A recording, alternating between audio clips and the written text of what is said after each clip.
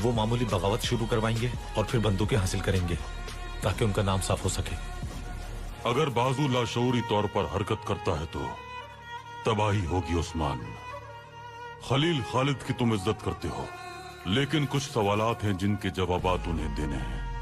हम जानते हैं कि इसका हल क्या है।